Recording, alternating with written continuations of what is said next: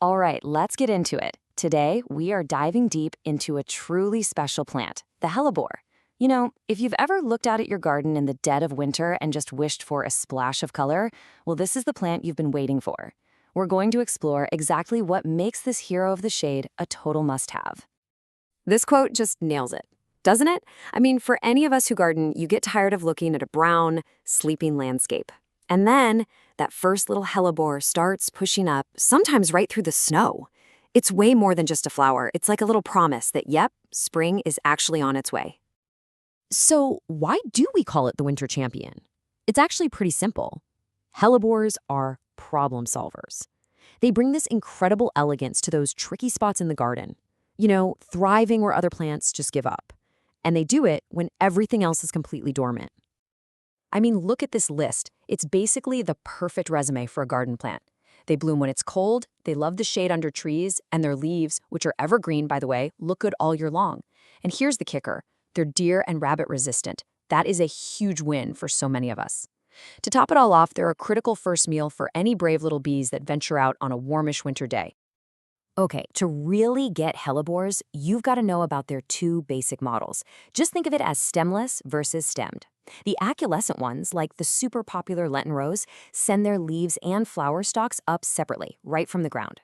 But the caulescent types, they have a real, honest-to-goodness stem that holds both the leaves and the flowers. It sounds like a tiny detail, I know, but trust me, understanding this is the key to everything. And here's why that little detail matters so much.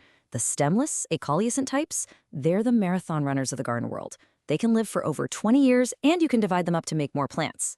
The stemmed caulescent types are more like sprinters. They have a shorter life, just a few years, but they often drop a ton of seeds. So the takeaway is simple. Knowing the type tells you how long it's going to live and how you can make more of them. All right, section 2. You've picked out your hellebore, you're excited. Now, where in the world do you put it? Like with any plant, giving it the right spot from day one is pretty much the secret to decades of gorgeous flowers. Now, hellebores aren't super fussy, but let's talk about their dream home.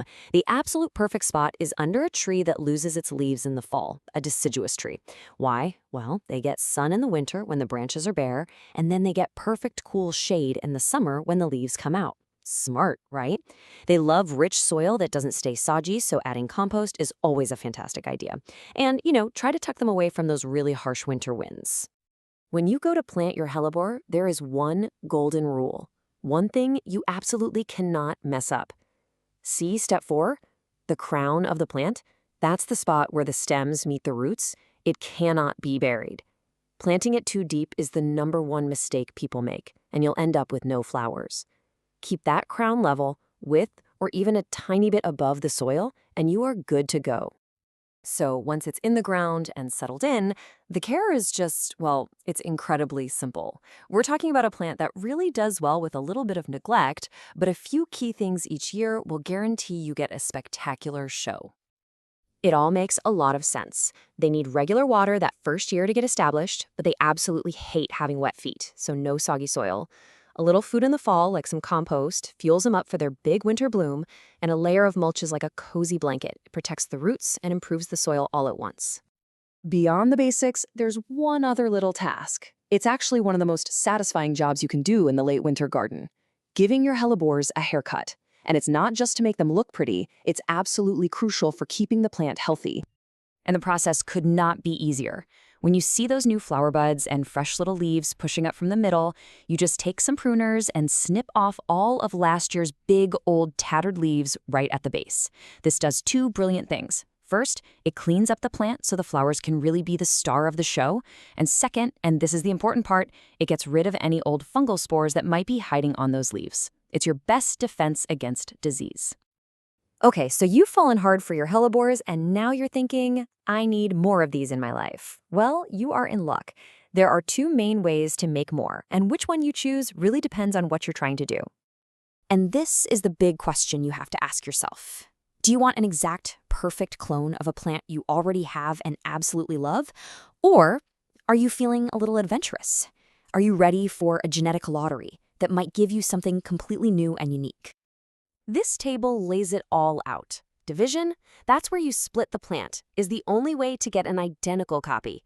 And it's pretty fast. you'll probably get flowers the very next year. Growing from seed, though, is a game of patience and surprise. Since most hellebores are hybrids, their seeds will create babies that can look totally different from the parent plant, and you'll have to wait a few years to even see what you've got. So if you're going for that perfect copy, remember, this trick only works on those stemless, acaulescent types. The best time to do it is in the fall or early spring. You dig up the whole clump, and a great little tip is to stick 2 garden forks back to back in the middle and just pry it apart. Get those new pieces in the ground right away, and please wear gloves. The sap can be irritating. Now, for those of you trying seeds, freshness is everything. You want to plant them as soon as you collect them. But a word of warning, hellebores love to see themselves everywhere. If you don't want 1,000 surprise seedlings popping up all over, the key is to snip off the old flowers before those seed pods dry out and pop open. Hellebores are famously tough, but hey, they're not totally invincible. So in our last section here, let's just quickly go over the few issues you might run into and what to do about them. Most of the problems are really minor. You might get some aphids on new growth, but honestly, a strong blast of water from the hose usually takes care of them. Slugs might chew some holes, so just keep the area tidy so they have fewer places to hide. And fungal spots are probably the most common thing you'll see, and the fix is easy. Just cut off the bad leaves and make sure air can move around the plant. Okay, now we do need to talk about something a bit more serious. It's not super common, especially in home gardens, but it's really important to know about a virus called Hellebore Black Death. This is the one you really, really don't want to see. It's a virus, and the telltale signs are these black, streaky lines that follow the veins of the leaves. Plus, the whole plant will just look stunted and deformed. It's spread by aphids, and here's the bad news: there is no cure. If you ever see this on one of your plants, the only thing to do is carefully dig it up, put it in a bag, and throw it in the trash. I'm going to say it again. Do not compost it. That's the only way to protect the rest of your hellebores. So when you add it all up, its incredible toughness, that winter beauty, the fact that it's so easy to care for, the hellebore absolutely earns its title as the champion of the shade garden. It just asks for so little and gives back so much, bringing life and color to the quietest time of the year. Really, the only question left is, which one are you going to plant first?